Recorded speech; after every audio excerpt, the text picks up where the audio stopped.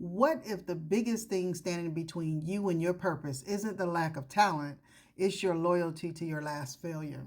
Think about that.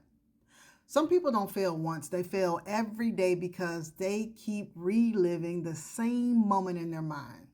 They don't trust themselves anymore. They stop applying. They stop creating. They stop loving. They stop trying. Not because they aren't capable, but because their past convinced them that their future has already been decided. And guess what? That's one of the greatest lies you'll ever believe. Failure was never designed to become your identity. It was designed to become your education. The problem is that most people graduate from success but drop out of failure. They never stay long enough to ask the only question that actually matters. What was this experience trying to teach me?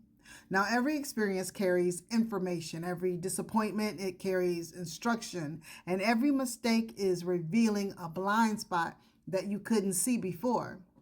If you only feel the pain without collecting the wisdom, then you'll eventually repeat the same lesson wearing a different outfit.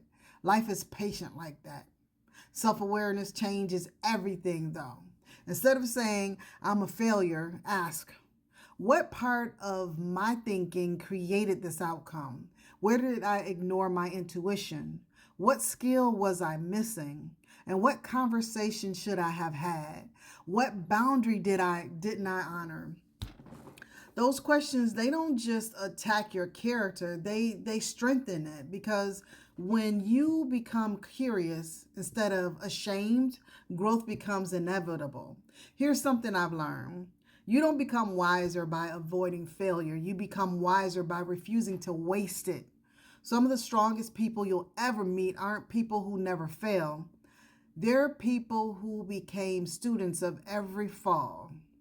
Think about it. They treated every setback like research. Every closed door became data, and every rejection became refinement. And every loss, it became preparation. That's a completely different relationship with failure. And here's why that matters. Your purpose doesn't require perfection.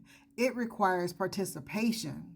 There are people who need what you'll eventually become, not who you are today, not who you were yesterday, who you'll become because you keep getting back up.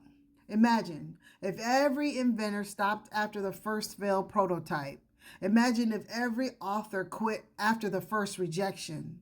Imagine if every parent believed they had to get everything right the first time. Progress, it doesn't happen because people avoid mistakes. Progress happens because people learn faster than they quit. You know what? You don't have to pretend your failures didn't hurt. You don't. Some of them were painful. Truthfully, they were. And some cost you relationships, and some cost you money, some cost you years. Honor that. Grieve it if you need to, but don't build a house there, because pain is meant to be visited, not permanently inhabited. And remember this, there will be a next opportunity. Maybe it won't look exactly like the last one, and maybe it will arrive wearing different clothes. Maybe a different relationship, a different career, a different dream, a different version of you.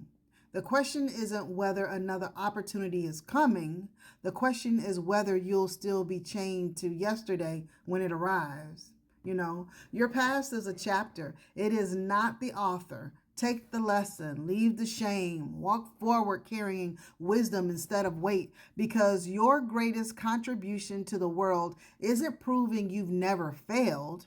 It's showing what becomes possible when someone refuses to let failure have the final word. Come on now. You got this.